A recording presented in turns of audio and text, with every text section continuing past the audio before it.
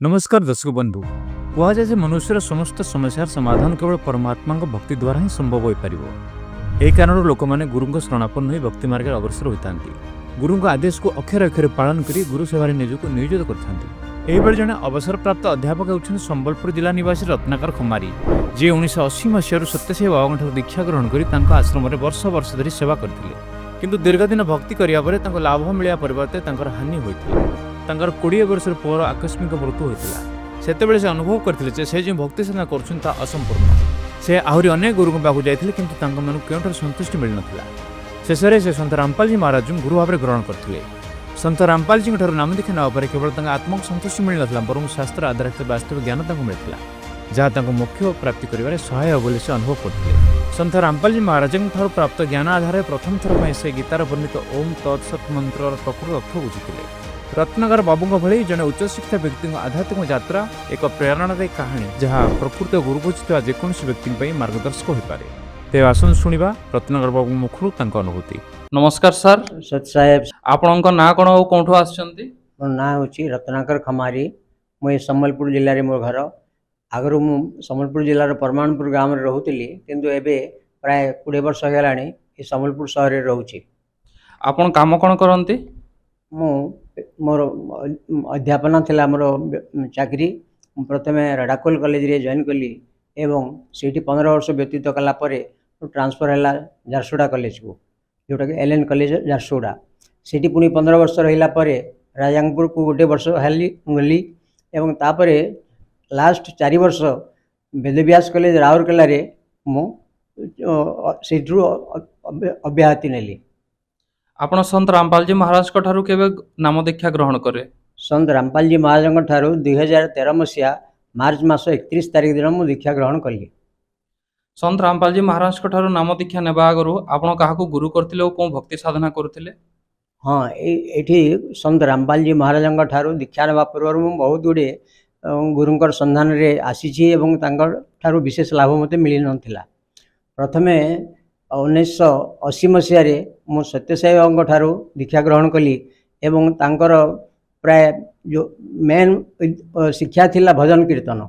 भजन करी लोकों को खुशी करूथिले एवं ता द्वारा विशेष ज्ञान मु जो सब वही तांकटू पढ़िली। प्राय सब साई लिटरेचर मो पाखरे थिला। जितेबेले जाओ बही जो बही बाहर थिला मु किनी आनुथुली एवं पढ़ुथुली, किंतु से सब खाली एही पर्यवसित हो रहउथिला जे भजन गाओ एवं लोकों को आप्यायित करो, एटा हैला।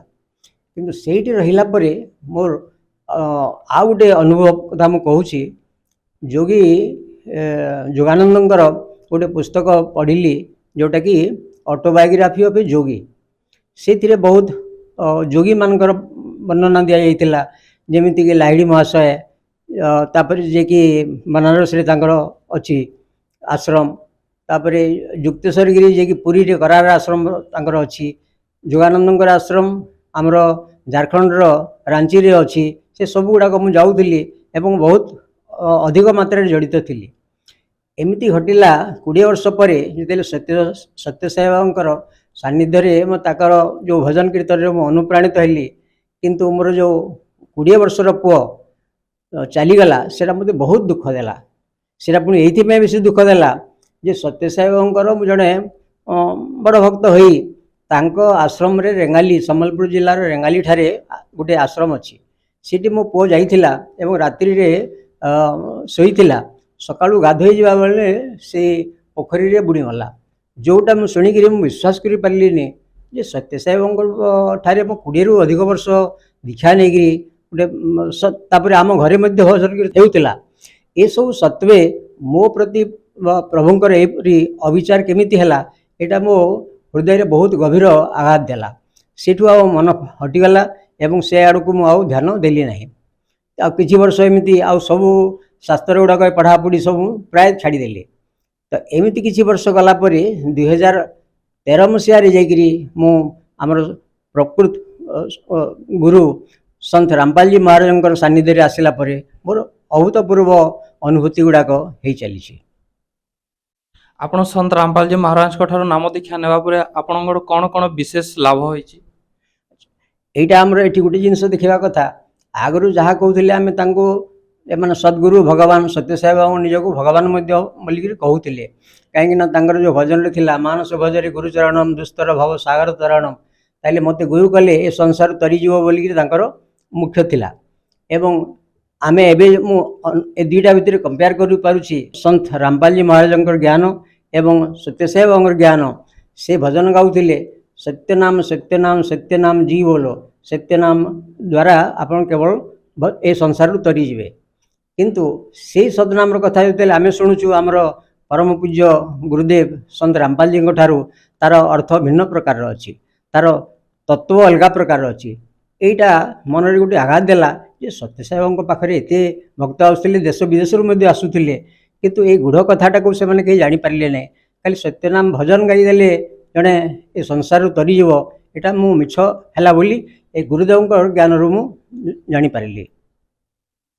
आपण जड़े उच्च शिक्षित व्यक्ति जड़े अध्यापक थिले तथापि यही आध्यात्मिक मार्ग में जोड़ी हो रही जो मैंने आध्यात्मिक जिनिस को आज भी विश्वास करती ना से विषय में आपड़ कौन कहना चाहते ये गोटे कथा आम मन रखा कथा जे साधारणतः ये मनीष जीवन पाइछु एटा अति दुर्लभ जन्म कहीं जिते कीट पतंग पशु पक्षी अच्छा समग्र सृष्टि में सबुठारु श्रेष्ठ जन्म होची मनीष जन्म आ बहुत पुण्य बल से मनीष जन्मटी मिली थाए यही मनीष जन्म मिली केवल आमर मुक्ति पाइबापी आ चारोटी पाद अच्छी ता पूर्व धर्म अर्थ काम एवं मोक्ष अर्थात आमर जीवन यापन धर्म मार्ग कटेवा तापर अर्थ उपार्जन करवा सद्मार्ग धर्म अर्थ पर आसला काम काम मान कामना कामना रखा आम केमी भगवत प्राप्ति करिपरिबा भगवत प्राप्ति द्वारा कौन लाभ हम मोक्ष प्राप्ति हम तो से मोक्षर अर्थ कौन मोक्षर साधारण भाव अर्थ आम जाचु मोह को क्षय कर नाम हूँ मोक्ष तो मोह ये सांसारिक कौन वस्तु कौन व्यक्ति कहारी प्रति आमर मोह जमी न रहू से कहुच्छे मोक्ष आ जोटा आम प्रकृति में हृदयंगम कर पारि मुझे गुरु संत रामपाल जी महाराज ठारू आसला कहीं ठारू मंत्र ग्रहण कलापर मोर मन में जो सब प्रकार विकार भावना आसला सब कटिगला जो सब अज्ञान गुड़ाक सिला से सब हटिगला कहीं आगु जो जो गुरु मैंने जमी सत्यसाई बाबा जोगानंद एवं युक्तेश्वर गिरी श्यामाचरण लाहिड़ी एम जहाँ सब दीक्षा दौले आदे जड़े अद्वैत गुरु थे निरंजन स्वामी पाखे 7-8 वर्ष साधना करी प्रकृत अर्थ मोक्षर को जानू नथिले कहीं भगवत गीता से पढ़ुंट भगवत गीतार से 17 अध्याय 23 मंत्र एवं भी मन पड़े ओम तत्सत जोटा अच्छी से त्रिविध स्मृत 3टा भिन्न भिन्न उपाय स्मरण करने को पड़ो किंतु सत्यसाई बाबा समय यहाँ मुझे शुणी ओम तत्सत यहाँ को भजन खाली गाइले तुम मोक्ष हो यहाँ बड़ दुख आसला जे एत बड़ से गुरु ही प्रकृत अर्थटा को से लोकलोचन को आनी पारि नथिले आबे से ओम तत्सतर अर्थटा प्रकृति बुझिली आम गुरु संत रामपाल जी महाराज ठारू ये ओम गोटे मंत्र तत् आउ गोटे मंत्र एवं सत एटा सब सांकेतिक एटा गुरु ठारू दीक्षा नाला परे आमे से गुड़ दायित्व जानीपारू। आज समाज गुरुजी मान ठारू नाम दीक्षा ग्रहण कर भक्ति साधना करने को अंधश्रद्धा भक्ति बोली विवेचना करिथांती आपण संत रामपाल जी महाराज ठारे ए विषय की पार्थक्य देखिछंती? आगु जो सब साधना थिला से सब अंधविश्वास ये कहुच्छी सब गुड़ाक सत्शास्त्र प्रमाणित नाला कहीं सत्शास्त्र कहले आम साधारणतः वेद उपनिषद को धरी था कि वेद हूँ प्रकृति में सत्शास्त्र तो वेदटा संस्कृत भाषा लिखाई तेणु साधारण जो गुरु मैंने भी बाहरी से संस्कृत अनेक जानी ना तेणु से जहाँ भी बुझाऊे शिष्य मैंने ग्रहण करने को बाध्य थे तेणु से अंध भाव से ग्रहण करुवार अंधभक्ति बोली धरी नि जाए तेणु ये शिष्य मान बहुत क्षति होची जो उद्देश्य से भक्ति करुँच मोक्ष पाइबापी से दूरे जाऊँगी से मुझी जे आपण मैंने यही सब जिनस को विचार करूँ जे सत्शास्त्र कौटा एवं अंधविश्वास कौटा यहाँ भितर पार्थक्य जानिले आपड़ जानीपारे जे वर्तमान शिक्षा हूँ विज्ञान जुगरे संत रामपाल जी एकमात्र गुरु जे कि सबुथि प्रमाण देखई देखी भक्त मान को बुझाऊँ जहाद्वारा आम मनुष्य जीवन धन्य हो पार कहीं सब शास्त्र सम्मत। आज भक्त समाज क्यों सब शास्त्र को आधार कर जापर जे संत रामपाल जी महाराज को शास्त्र अनुकूल भक्ति साधना प्रदान करुछंती एथिपाई तो आमर मुख्य है जे वेद को ग्रहण करवा तो वेदटा हूँ मुख्य शास्त्र धर्मशास्त्र ताकू आम समस्त साधारण साधारण भक्त बुझीपारे ना तेणु गुरु न कले मो ज्ञान कहूँ पाइबू अर्जुन बोली गीतार कहुई ତେଣୁ ଗୁରୁ କରିବା ଆମର ଅନିବାର୍ଯ୍ୟ। କିନ୍ତୁ ଗୁରୁ ଯେ ଖାଲି ଗୁରୁ କରିଦେଲେ ହେବନି, ସଦ୍ଗୁରୁ ପାଇବା ଦରକାର। ସଦ୍ଗୁରୁ ସେ କ'ଣ ହେଇଥିବେ? ସେ ତତ୍ତ୍ୱଦର୍ଶୀ ହେଇଥିବେ। ତତ୍ତ୍ୱ କ'ଣ ଜାଣିବା ଦରକାର, ତାର ପ୍ରକୃତ ଅର୍ଥ କ'ଣ, ସେଟା ସବୁ ଶାସ୍ତ୍ର ପ୍ରମାଣିତ କି ନୁହେଁ, ଏଇଟା ପ୍ରାୟ ଗୁରୁମାନେ ଜାଣିନାହାନ୍ତି। ଆଉ ସେମାନେ ସେଥିପାଇଁ ତତ୍ତ୍ୱଦର୍ଶୀ ସନ୍ଥ ନୁହନ୍ତି। ତେଣୁ ତତ୍ତ୍ୱଦର୍ଶୀଙ୍କ ଠାରୁ ଦୀକ୍ଷା ନେଇ ମଣିଷ ଜୀବନକୁ ସେ ସଫଳ କରିପାରିବେ। ଆଜିର ସମାଜକୁ ଆପଣ କ'ଣ ସନ୍ଦେଶ ଦେବାକୁ ଚାହୁଁଛନ୍ତି? ମୁଁ ସମସ୍ତଙ୍କୁ ନିବେଦନ କରିବି ଯେ ବର୍ତ୍ତମାନ ସମୟ ବହୁତ ପରିବର୍ତ୍ତନ ହୋଇଯାଇଛି। ଆଗରୁ ଯେଉଁ ସବୁ ଅନ୍ଧବିଶ୍ୱାସରେ ଆମେ ଭକ୍ତମାନେ ମାତିକି ଆଗେଇ ଚାଲୁଥିଲା ଏବଂ ନିଜ ଜୀବନରେ କୌଣସି ଉନ୍ନତି ଆଣିପାରୁନଥିଲା, ଏବେ ସେ ସମୟ ଚାଲିଯାଇଛି ଏବଂ ବର୍ତ୍ତମାନ ସମଗ୍ର ବିଶ୍ୱରେ ଏକମାତ୍ର ତତ୍ତ୍ୱଦର୍ଶୀ ସନ୍ଥ ହେଉଛନ୍ତି ସନ୍ଥ ରାମପାଲଜୀ ମହାରାଜ। କାରଣ ସେ ହେଉଛନ୍ତି ପରମାତ୍ମା କବିରଙ୍କର ପୂର୍ଣ୍ଣ ଅବତାର। ତେଣୁ ଏଥିରେ ଟିକେ ମଧ୍ୟ ଆଉ ଦ୍ୱିଧା ନାହିଁ କି ସନ୍ଦେହ ନାହିଁ। ତେଣୁ ସମସ୍ତ ସମାଜକୁ ମୁଁ ନିବେଦନ କରିବି ଯେ ଏମାନେ ସନ୍ଥ ରାମପାଲଜୀଙ୍କ ଲିଖିତ ସମସ୍ତ ପୁସ୍ତକ ପଢ଼ନ୍ତୁ ଏବଂ ତାଙ୍କ ଦେଉଥିବା ଦୀକ୍ଷାରେ ଦୀକ୍ଷିତ ହୋଇ ତାଙ୍କ ନିଜ ଜୀବନକୁ ଧନ୍ୟ କରନ୍ତୁ। ଯେଉଁମାନେ ସନ୍ଥ ରାମପାଲଜୀ ମହାରାଜଙ୍କ ଠାରୁ ନାମ ଦୀକ୍ଷା ନେବାକୁ ଚାହିଁବେ ସେମାନେ କିପରି ସମ୍ପର୍କ କରିପାରିବେ? ଏଥିପାଇଁ ଏବେ ବହୁତ ସୁବିଧା ହେଇଛି ଯେ ବର୍ତ୍ତମାନ ଯୁଗରେ ତ ଟିଭି ପ୍ରାୟ ସବୁ ଘରେ ଘରେ ସବୁ ଛୋଟ ଛୁଆମାନେ ବି ଜାଣୁଛନ୍ତି। ତେଣୁ ସେ ତାର ସଦ୍ବ୍ୟବହାର ଆମେ ଏମିତି କରିବା ଯେ ପ୍ରାୟ ବହୁତ ଗୁଡ଼ିଏ ଚ୍ୟାନେଲରେ ସନ୍ଥ ରାମପାଲଜୀ ମହାରାଜଙ୍କର ଜ୍ଞାନ ପ୍ରଚାରିତ ହେଉଛି।